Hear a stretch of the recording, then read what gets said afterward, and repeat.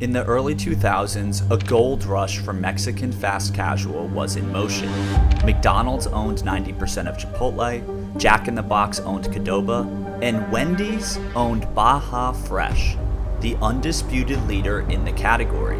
Positioned perfectly to become the dominant national brand, instead, Wendy's burrito ambitions collapsed into a national PR disaster and hundreds of millions of dollars lost.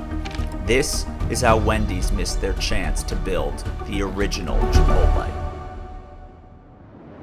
Before Chipotle became Chipotle, there was Baja Fresh. Founded in California, Baja Fresh served made-from-scratch burritos, grilled meats, and fresh toppings. No microwaves or freezers allowed. It was everything Chipotle would later be known for. A modern vibe, fresh ingredients, urban appeal, and more.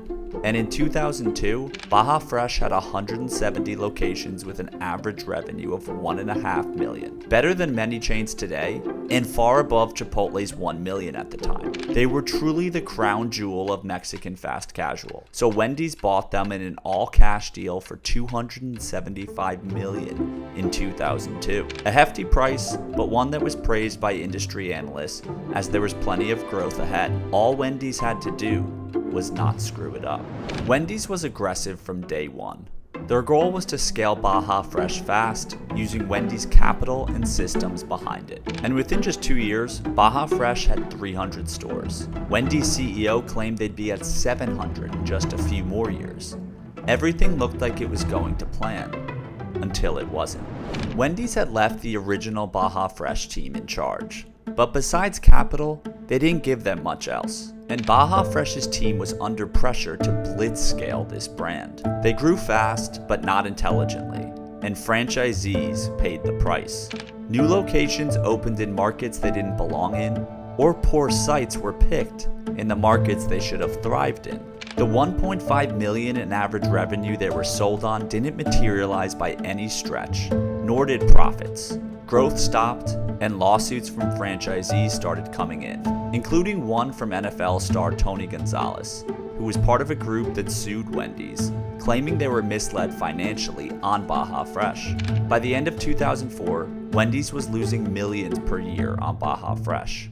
And between store redesigns, a simplified menu, and new executives, they were trying to find the formula for success. But then in March of 2005, something that nobody could have predicted occurred.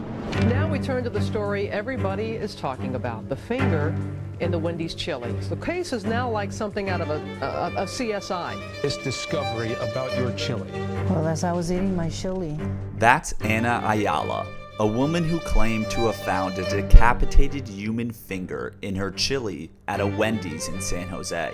The story went viral, news anchors ran it on repeat, and Wendy's sales and brand were taking a hit. Now it turns out the story wasn't true, and the woman ended up serving 4 years in prison. But the damage was done. Investors had seen enough. They already felt Wendy's was distracted, because in addition to Baja Fresh, they also owned Tim Hortons at the time. So when their core burger business also came under fire, activist investors like Bill Ackman demanded they cut loose all their non-core businesses and refocus on what made them successful in the first place. And Baja Fresh, with declining same-store sales, was the first to go. Wendy's quickly sold Baja Fresh for just $31 million, a $245 million loss compared to what they paid for it just 4 years earlier. And while they walked away with nothing, their competitors would cash in. That same year Wendy's sold Baja Fresh, McDonald's would IPO Chipotle for $1.5 billion, and Jack in the Box, who bought Qdoba for about $45 million, would eventually sell it for 7 times that amount. Wendy's had gone from winning the burrito wars to finishing dead last. Looking back, Wendy's wasn't just unlucky. They bit off more than they could chew and underestimated what it took to keep the momentum going for Baja Fresh. Today, Baja Fresh has just about 80 locations or so, while Qdoba has nearly 800 and Chipotle has nearly 4,000 and is worth about $75 billion. You can't help but think, where would Baja Fresh be if Wendy's gave it the attention it deserved?